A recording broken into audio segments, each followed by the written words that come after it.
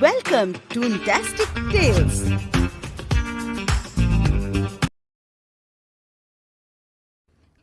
इस कहानी के पहले भाग में आपने देखा कि कैसे रति की शादी एक ऐसे घर में हो जाती है जहां उसकी सास सौतेली होती है और वो पूरे घर वालों को अपने इशारों पर नचाती है।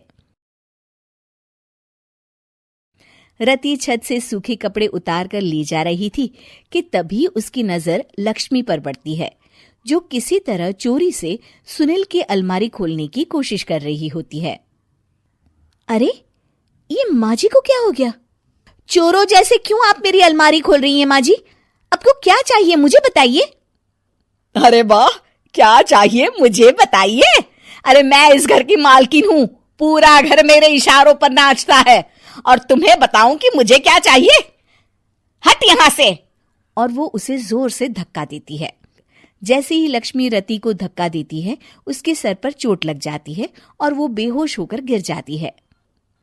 रति के आसपास पूरा परिवार खड़ा रहता है। डॉक्टर जैसे ही उसे देखकर जाता है, रति को होश आता है। अरे बेटा, तुम दूर क्यों खड़े हो? मेरे पास आओ, मैं तुम्हारी माँ हूँ, कमला। रति के मुंह से लक्ष्मी सारंग की माँ का नाम सुनती है तो हैरान सी रह जाती है। क्या बोला रति बहू? चुप कर डायन, तूने मेरे पति और बेटे का हाल बेहाल कर दिया। अब तू मेरी बहू को भी गुलाम बनाना चाहती है? रुक, अभी मजा चखाती हूँ। ये कहकर जैसे उसे पकड़ने की कोशिश करती है, लक्ष्मी वहां से भाग जाती है। लक्ष्मी के जाने के बाद रति अपने ससुर और पति की तरफ देखकर मुस्कुरा देती है। दोनों समझ जाते हैं कि ये रति की चाल है। अगली सुबह लक्ष्मी का पति खाना लेकर खेत में जाने के लिए निकल ही रहा होता है कि लक्ष्मी उसे रोक देती है। अरे कहाँ चल दिए खाना लेकर? आज घर का काम कौन करेगा? तभी पीछे से रति आ जाती है और जोर से चिल्लाती है। कौन इनको काम पर जाने से रोक रहा है? मैं अभी उसे मजा चखाती हूँ। जैसे ही रति लक्ष्मी की तरफ बढ़ती है, लक्ष्मी घबरा जाती है।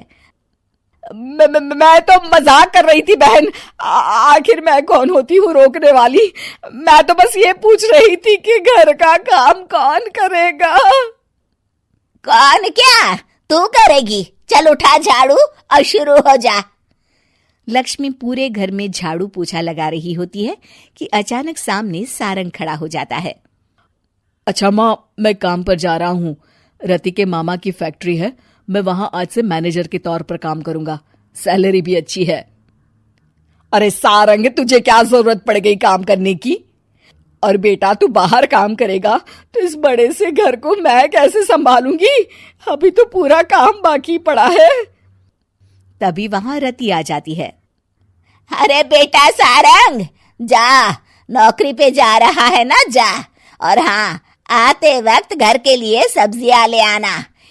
ये लक्ष्मी बैठी बैठी मोटी हो रही है, जरा काम भी तो कर ले।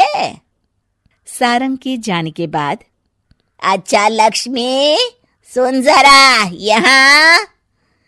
लक्ष्मी अपनी बहू रति को सारंग की पहली माँ जो मर गई है वो समझकर उसके पास जाती है। अरे बहन, ऐसा क्या हो गया जो तुम्हें वापस आना पड़ा?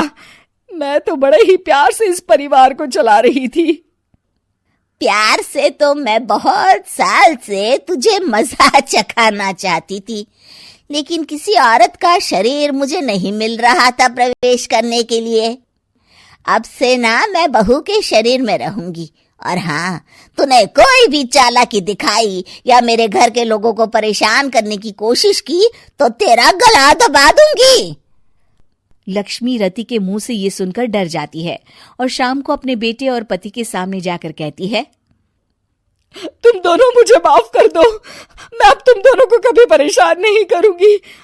और बहू, तुम मेरी बेटी की तरह हो, बस अब बेटी की तरह ही बनकर रहना। लक्ष्मी उन लोगों को इतना कहकर वहां से चली जाती है और उसके जाने के बाद तीनों एक दूसरे की तरफ देखकर हंस देते हैं।